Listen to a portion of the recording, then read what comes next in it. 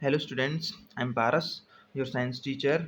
आज हम पढ़ेंगे क्लास 6 की साइंस का चैप्टर नंबर 2, जिसका नाम है कंपोनेंट्स ऑफ फूड। ठीक है, so let us begin. In first chapter we made list of the food items that we eat. First chapter में जो हमने पढ़ा था, फर्स्ट चैप्टर में हमने उन उन उस फूड की लिस्ट बनाई थी, जिसे हम खाते हैं। We also identified food items eaten in different parts of India. और हमने उन फूड आइटम्स को भी आइडेंटिफाई किया था जो इंडिया के अलग अलग पार्ट्स में खाए जाते हैं। And marked these on it's map. और हमने उनके बारे में मैप पे भी मार्क किया था। ठीक है। The meal could consist of chapati, dal and brinjal curry. एक किसी खाने में रोटी, दाल और बैंगन हो सकते हैं, है ना। अनदर में भी राइस। और अगर मान लो ये तीनों चीज़ें नहीं होती हैं, इसके अलावा चावल भी हो सकते हैं, सांभर भी हो सकती है ना। Vegetable preparation of lady fingers, जिसे भिंडी बोलते हैं। Yet another meal could be appam, fish curry and vegetables. ये एक्टिविटी 1 है। ठीक है, ये हमें करनी है। Our meals usually have at least one item made of some kind of grain. Other items could be a dal or a dish of meat and vegetables. It may also include items like curd, buttermilk, and pickles. Some examples of meals from different regions are given in table 2.1. India में जो different states हैं उनमें किस किस type का खाना खाया जाता है वो टेबल 2.1 में दे रखा है, उसे भी हम पढ़ेंगे बाद में।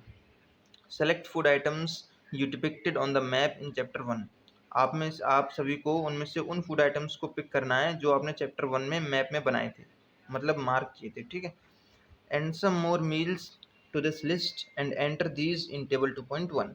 Sometimes we may not really have all this variety in our meals. कभी कभी हमारे पास जो है वो हमारे खाने में ये सारी वेराइटीज़ नहीं होती। इफ़ वी आर ट्रैवलिंग, अगर हम कहीं पे ट्रैवल करते हैं, we may eat whatever is available on the way. अगर हम कभी ट्रैवल करते हैं तो जो हमारे रास्ते में आता है हम सिर्फ उसे ही खा लेते हैं और उसी से अपना पेट भरते हैं। It may not be possible for some of us to eat such a variety of items most of the time. There must be some reason, though, why meals usually consist of such a distribution.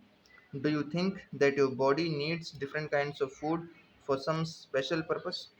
क्या आपको कभी कभार ऐसा भी होता है कभी कभार ऐसा भी होता है कि जो खाना हमें पसंद होता है वो किसी और को पसंद नहीं होता। और आपको ऐसा लगता है कि हमें कुछ स्पेशल करना है ना। स्पेशल करने के लिए हमें हमारे बॉडी को स्पेशल फूड देना चाहिए। अगर आपको ऐसा लगता है तो आप अपना सुझाव दे सकते हैं। ठीक है। What do different food items contain. जो डिफरेंट फूड आइटम्स होते हैं उनके अंदर क्या क्या होता है। We know that each dish is usually made up of one or more ingredients. जैसा कि हम सब जानते हैं कि अ, हर डिश जो होती है वो एक से ज़्यादा टाइप की इंग्रेडिएंट से बनी हुई होती है। Which we get from plants और एनिमल्स। जो हम पौधे और प्लांट एनिमल से जानवरों से लेते हैं। ठीक है। ये रहा table 2.1, some common meals of different regions and states. ठीक है। ये रीजन है, स्टेट मतलब ये स्टेट का नाम है। ठीक है। आइटम ऑफ ग्रेन, यहाँ पे कौन कौन से आइटम मिलते हैं, है ना। आइटम ऑफ दाल, मीट, किस टाइप की दाल और वो मिलते हैं, और सब्जियाँ किस टाइप की मिलती हैं, और अदर्स में क्या क्या ऐड किया जाता है। जैसे पंजाब है, पंजाब में मक्की, कॉर्न यानी मक्की की रोटी बनती है ना। और यहाँ का दाल कौन सी है, यहाँ की राजमा, जिसे किडनी बीन्स भी बोलते हैं, है ना। और यहाँ पे सब्जियाँ कौन सी होती हैं, सरसों का साग होता है, मस्टर्ड लीफ करी होती है ना। और अदर्स में यहाँ पे दही और घी होता है। ठीक है। और दूसरा रीज़न है आंध्र प्रदेश। यहाँ पे क्या बनता है, राइस, है ना, चावल मिलते हैं। और यहाँ पे दाल कौन सी मिलती है, तुअर दाल। एंड रसम, जिसे रसम को चारू बोलते हैं।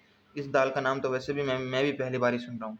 वेजिटेबल्स में कुंडुरु, डो डोंडाकाई, बड़ा बड़े अजीब नाम है। अदर्स में यहाँ पे बटर मिल्क मिलता है, घी मिलता है, पिकल मिलता है, ठीक है। इसे भी अवाकाई बोलते हैं। Ingredients contain some components that are needed by our body. These components are called nutrients. Ingredients जो होते हैं उनमें कुछ components होते हैं जो हमारी body को चाहिए होते हैं। इन्हीं components को हम nutrients बोलते हैं।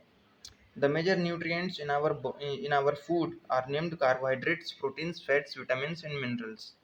जो हमारी बॉडी में जो मेजर न्यूट्रिएंट्स होते हैं फूड में, उन्हें हम कार्बोहाइड्रेट्स, प्रोटीन्स, फैट्स, विटामिन्स और मिनरल्स नाम देते हैं, ठीक है।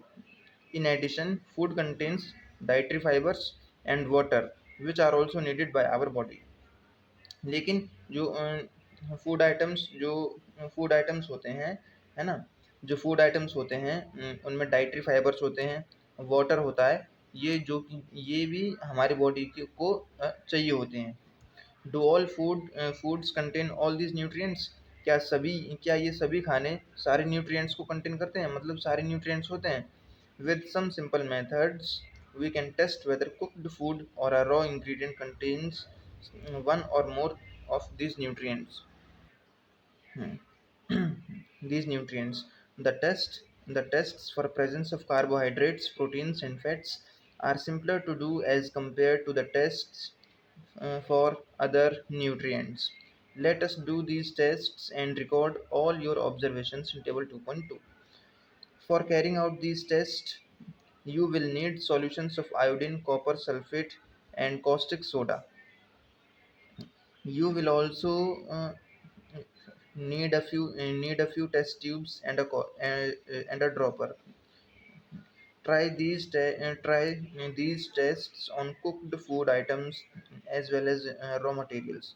Table 2.2 shows you a way to record the observations from these tests. Some food items are given in this table. You can conduct the tests either with these or any other available food items. Do these tests care, carefully and do not try to eat or taste any chemicals.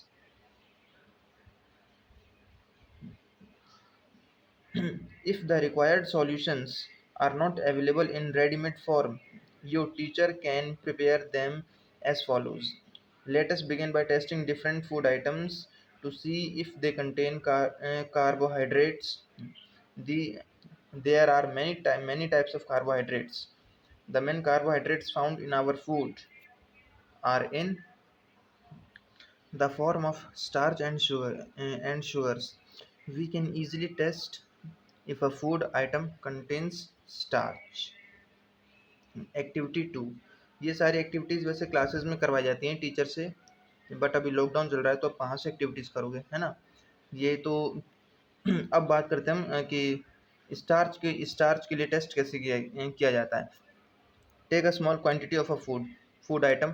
कोई भी एक food item की small quantity लेनी है आपको, ठीक है, और एक रॉ इंग्रेडिएंट लेना है ना। उसमें डिल्यूट आयोडीन सॉल्यूशन के 2-3 ड्रॉप्स डालने हैं, ठीक है। उसके बाद आपको ये चेक करना है कि फूड आइटम के कलर में कोई चेंज होता है या नहीं।